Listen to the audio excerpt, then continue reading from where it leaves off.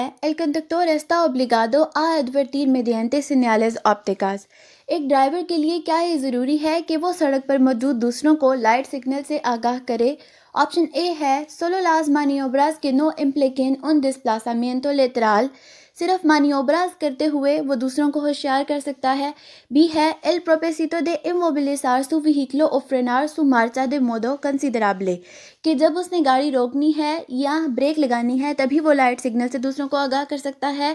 या फिर únicamente el propósito de frenar su vehículo, कि जब ब्रेक लगाएगा तभी लाइट सिग्नल से दूसरों को आगाह करेगा। तो इसका जो करेक्ट ऑप्शन है वो ऑप्शन बी है कि el propósito de inmovilizar su vehículo o frenar su marcha de modo considerable, कि ड्राइवर के लिए ज़रूरी है कि वो लाइट सिग्नल से दूसरे यूज़र्स को होशियार करे जब वो अपनी गाड़ी को रोके या ब्रेक लगाए। बी क्वेश्चन नंबर 16 है para seguir de frente, अगर आगे जाना है donde hay que detenerse, हम कहाँ रुकेंगे? ऑप्शन ए है ante la línea de detención, detention line से पहले। ऑप्शन बी है ante la marca de paso para peatones, zebra crossing के निशान से पहले रुकना है। या फिर ऑप्शन सी है इन ला इंटरसेक्शन, इंटरसेक्शन में। तो इसका जो ऑप्शन ए है वो करेक्ट है, आंते ला लीनिया de detención के वाइट लाइन से पहले गाड़ी को रुक जाना चाहिए। क्वेश्चन नंबर 17 है सी padece una alergia respiratoria, padece है शिकार, अगर हमें सांस की प्रॉब्लम है। debe tener en cuenta que, हमें किस चीज़ का ध्यान रखना है? ऑप्शन ए है es mejor conducir por la mañana temprano porque hay menos polen, कि सुबह के वक्त गाड़ी चलाई जाए क्योंकि इस वक्त पोलन कम होते हैं। बी ऑप्शन में है कि es mejor no abrir las ventanas, कि गाड़ी की खिड़कियों को ना खोला जाए। सी है debe aumentar la dosis de medicamento para conducir con seguridad, अद्वियात की मिकदार को बढ़ा ले ताकि सेफ्टी से ड्राइविंग हो सके। तो इसका जो ऑप्शन बी करेक्ट है कि अगर आपको सांस की बीमारी है तो आपको ये सजेस्ट किया जाता है कि आप अपनी गाड़ी की खिड़कियां ना खोलें। क्वेश्चन नंबर 18 है circulando observa que se aproxima una ambulancia en servicio urgente, debe tener en cuenta que, गाड़ी चलाते हुए एम्बुलेंस को अपनी तरफ आते हुए देखते हैं, हमें किस बात का ख्याल रखना है? ऑप्शन ए है debe facilitarle el paso apartándose a la derecha o deteniéndose se fuera preciso, ambulance की गुजरने में मदद करेंगे, राइट साइड पर ही रुकेंगे और अगर ज़रूरी हुआ तो रुक जाएंगे। बी है puede saltarse algún semáforo para dejar pasar a la ambulancia, कि हम कुछ ट्रैफिक लाइट्स को स्किप कर देंगे ताकि हम एम्बुलेंस को रास्ता दे सके। सी है deberá circular a mayor velocidad para abrirle paso, रास्ता खोलने के लिए हम हाई स्पीड पर चल सकते हैं। तो इसमें ऑप्शन ए इसका करेक्ट है कि हम एम्बुलेंस की गुजरने में मदद करेंगे, राइट साइड पर ही रहेंगे और अगर ज़रूरी हुआ तो रुक जाएंगे। क्वेश्चन नंबर 19 है puede circular con su motocicleta por un carril bus, क्या एक बस लेन पर एक मोटरसाइकिल चल सकता है? ऑप्शन ए है नो con carácter general, या आमतौर पर नहीं चल सकता है। बी है सी pero solo para adelantar y durante el recorrido indispensable, सिर्फ ओवरटेक करने के लिए बस लेन का इस्तेमाल कर सकता है। या सी है सी in caso de circulación muy densa, इस सूरत में जब ट्रैफिक बहुत ज़्यादा होती है। तो इसका ऑप्शन ए करेक्ट है कि हम आमतौर पर बस की लेन पर नहीं चल सकते, एक मोटरसाइकिल बस की लेन पर नहीं चल सकता। क्वेश्चन नंबर 20 है los vehículos que incorporan LED de última generación, वो गाड़ियाँ जिनमें लेटेस्ट LED इंस्टॉल है।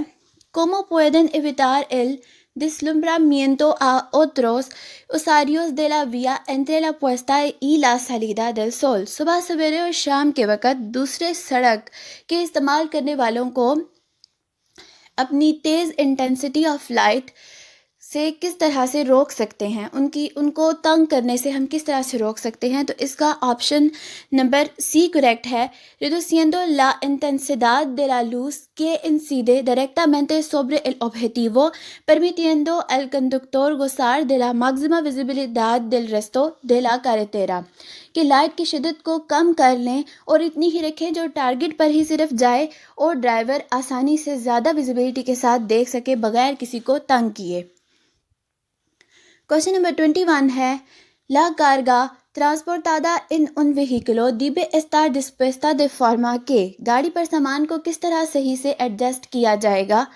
ऑप्शन ए है इसका नो उकलते, उकलते का मतलब है कि छिप छिप जाना, no उकलते los dispositivos de alumbrado o de señalización luminosa, कि इस तरह से एडजस्ट हो कि ना ही लाइट्स और ना लाइट के सिग्नल, ना ही लाइट को सिग्नल देने वाले को हम छुपाएं। उसके बाद बी है occupy el mínimo espacio posible, जो काफ़ी हद तक थोड़ी जगह इस्तेमाल करे, ऐसे हम एडजस्ट करेंगे। और सी है no ocultar los dispositivos de alumbrado aunque puede ocultar la señalización luminosa, गाड़ी की लाइट्स को ना छुपाए लेकिन लाइट सिग्नल को छुपा सकता है। लेकिन सामान ऐसा हो जो ना ही गाड़ी की लाइट्स को और ना ही गाड़ी के लाइट के सिग्नल को छुपाए, ऐसे एडजस्ट करना है। तो ऑप्शन ए इसका करेक्ट है। 22 है कि इंडिका एस्ता सन्याल, ये सन्याल हमें क्या बताता है?